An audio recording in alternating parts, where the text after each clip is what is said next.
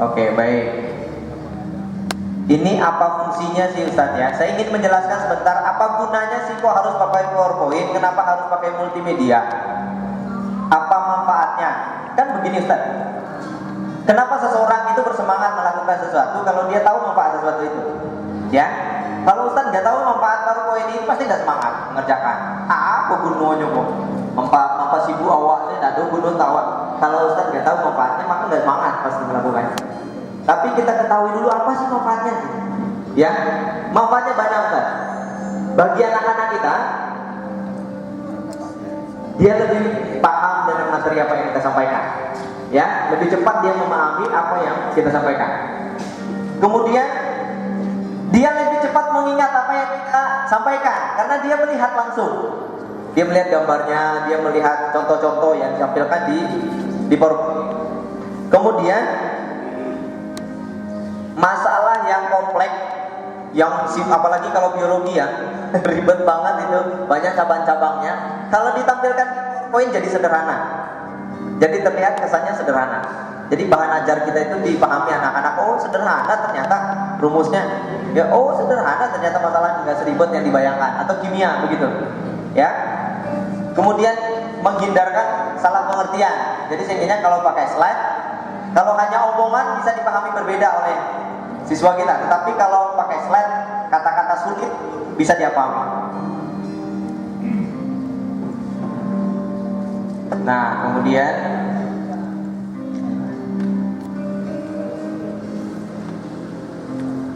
pengaruh alat peraga visual ini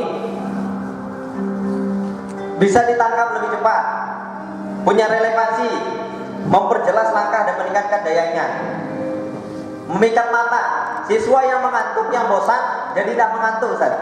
Ya, pakai PowerPoint ini bisa jadi 3 jam belajar sama Ustaz, nggak akan bosan. Ya, apalagi ada gambar-gambar yang bergerak-gerak. Ya, ada animasi, ada filmnya, ada video, ada foto-foto yang menarik. Itu membuat mereka tidak bosan. Ya. Kemudian, oke, kita percepat saja. Jadi ternyata kemampuan daya serap siswa kita terhadap apa yang kita sampaikan itu ternyata yang paling besar pengaruhnya itu adalah karena penglihatan. Ya, kalau dia melihat langsung apa yang kita sampaikan, pengaruhnya sampai 82%. Coba, ini dahsyat banget. Dia akan ingat ketika ujian, oh ini yang disampaikan Ustadz waktu di kelas pakai PowerPoint itu. Dia akan ingat, lama sekali tinggal di kepalanya. Ya, apalagi kalau didukung dengan video-video yang menarik. Kemudian, nah ini, kalau data yang Ustadz sampaikan tanpa grafis, tanpa dihias, ini menonton. Jenuh orang melihat Ustadz. Tapi kalau ditampilkan dalam bentuk yang lebih punya gambar, ada backgroundnya, dihias sedikit, dirancang sedikit, apalagi biasanya kalau ibu-ibu paling pinter membuat desain ini.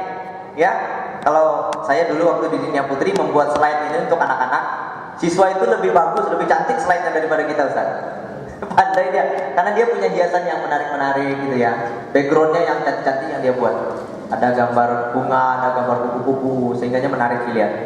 Kalau yang punya jiwa seni tinggi bisa cantik dibuat, ya. Kemudian, nah ini contoh data yang kita sampaikan. Kalau begini saja yang kita ketik, kesannya menonton, ya. Tapi kalau kita rubah sedikit begini, gambar pendukungnya, ada sedikit nilainya, nilai daya pikatnya ada. Beda dengan data pertama ya, Ustaz ya. Beda banget. Ya, makanya penting visual. Ada gambar pendukung. Nah, ukuran huruf juga, pemilihan font. Huruf yang kita pilih, berapa ukurannya yang pas, mesti diseimbangkan.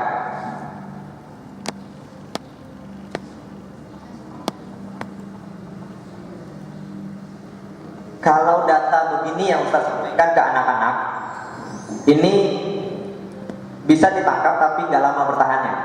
Tapi kalau data ini ditampilkan dengan cara begini,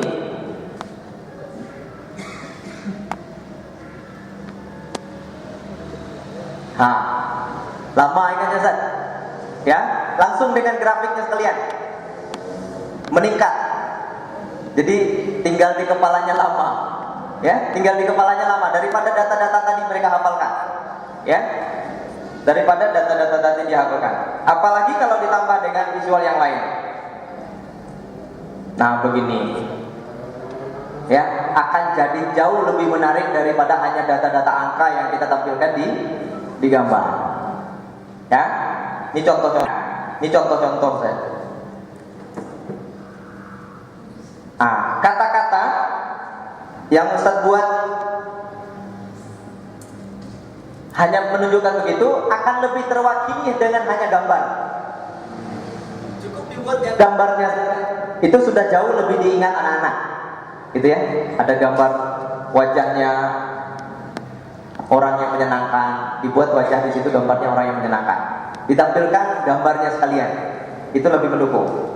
Ya, kemudian menulis huruf jangan menurun Ustaz, itu sangat tidak menarik. Menulis huruf di PowerPoint jangan kayak aku menurun itu D U J U A N, tujuan, itu sangat tidak menarik. Bosan anak-anak membacanya. Ya, bosan anak-anak membacanya.